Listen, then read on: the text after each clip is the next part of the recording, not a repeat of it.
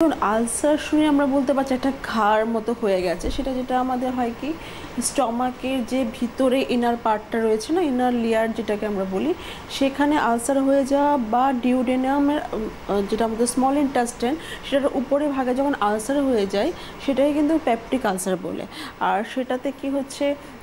আয়ুর্বেদে যেটাকে আমরা কোরিলেট করি পরিণামশূল আর অন্নদ্রব্যশূল, মানে অন্নদ্রব্যশূল কথাটার মানে হলো আমার যখন অন্নটা খাচ্ছি সে অন্নটা যখন হজম হয়ে গেল তারপর আমার সিভিয়ার একটা ব্যথা পেটে শুরু হয়, সেটাকে বলা হয় অন্নদ্রব্যশূল। আচ্ছা,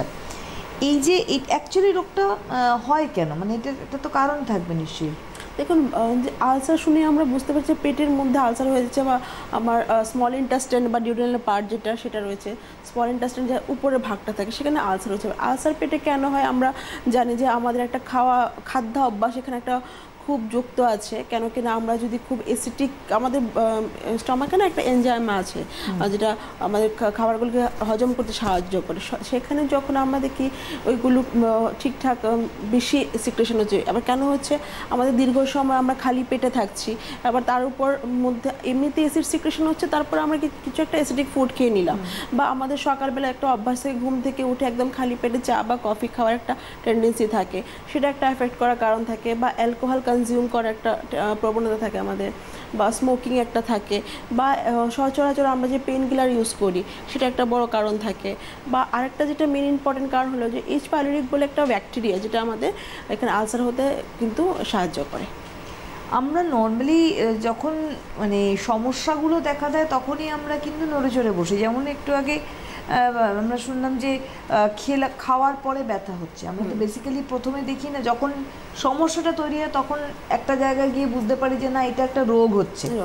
মানে নতুন কিছু নয়, মানে হঠাৎ করে হওয়া কিছু না, এটা লাগাতার হচ্ছিল। এবার আমি একটা কথা বলি যে পেপটিক আলসারের ক্ষেত্রে যখন ধরা পড়লো পেপটিক আলসার,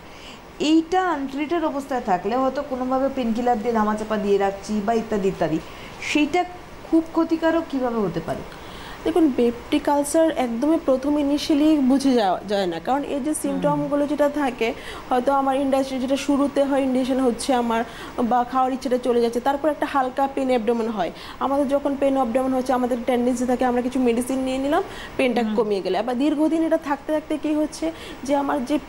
ব্যথার ধরনটা সেটা কিন্তু চেঞ্জ হয়ে যাচ্ছে। মানে কেন হচ্ছে, আমার যখনই খালি পেট হচ্ছে খুব ব্যথা হচ্ছে, বা আমার নাভির চারদিকে খুব বেশি ব্যথা হয়, এটা একটা টেন্ডেন্সি থাকে। এবার যখন এটা ট্রিটমেন্ট না হয় তখন যেহেতু আলসার, এবার সেখানে এমনিতে আমার হাতের ধরুন উপর এখানে আলসার হয়েছে, এটা যদি ট্রিটমেন্ট না অবস্থায় থাকে সেটা কী হবে, রক্তক্ষরণ হবে।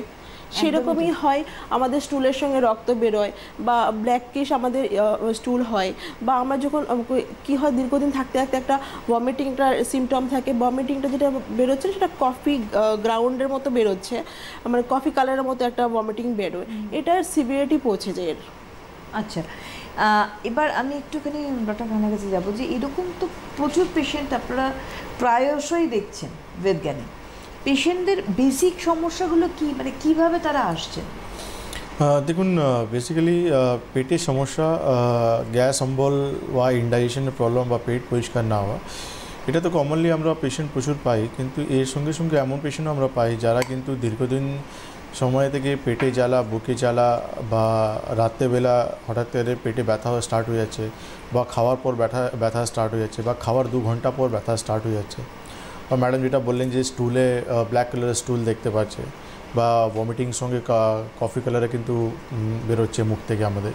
তো এইসব হচ্ছে একটা ইন্ডিকেশন যেখানে আমরা পেটে একটা আলসার ডেভেলপ করে গেছে, বা পেশেন্ট তখন ভয় পেয়ে যায় যে আলটিমেটলি আমার স্টুলের কালার কেন চেঞ্জ হয়ে গেল,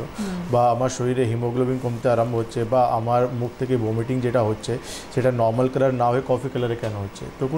তখন পেশেন্ট চিন্তা বেড়ে গিয়ে একটা ফিজিশিয়ানের সাহায্য নেওয়ার চেষ্টা করে। পেপটিক আলসার এমন একটা সমস্যা, বেসিক্যালি পেটে আমাদের এমন একটা সমস্যা যেটা আমরা সবাই জানি যে আলসার যখন পেটে হয়ে যায়, তো কেন কি এমনিতে আমাদের পেটে কিন্তু HCl হাইড্রোক্লোরিক অ্যাসিড রয়েছে আমাদের, যেটা কিন্তু প্রচুর স্ট্রং একটা অ্যাসিড, যার pH লেভেল আমরা বলি 3 রয়েছে, 3 বা 4 রয়েছে। এটা এত স্ট্রং যে আমাদের কিন্তু নর্মাল স্কিনের সঙ্গে কন্ট্যাক্টে আসা মানে স্কিনটা কিন্তু জ্বালিয়ে দেবো। অ্যাকচুয়ালি বারবার যখন ওখানে পেনিট্রেট করবে সেখানে কিন্তু একটা পেনিট্রেশন করে একটা হোল করে দিতে পারে, এমন একটা একটু স্ট্রং রয়েছে। তো এই জন্য আমাদের যখনই আলসার মতন একটা সমস্যা আমাদের পেটে ডেভেলপ করে যায় তো পেশেন্ট কিন্তু নিজেকে রাখতে পারে না, তার মুখে জল পর্যন্ত নেওয়া কিন্তু তার ক্ষমতা হয় না, এমন পেন, এমন যন্ত্রণা, এমন বার্নিং সেন্সেশন কিন্তু স্টার্ট হয়ে যায় পেশেন্টে। আর সবথেকে ইম্পর্টেন্ট হচ্ছে পেপটিক আলসারে আমাদেরকে ডিফারেন্সিয়াল ডায়াগনোসিস করা, যে পেশেন্টের গ্যাস্ট্রিক আলসার হয়েছে না পেশেন্টের ডিউডেনাল আলসার হয়েছে,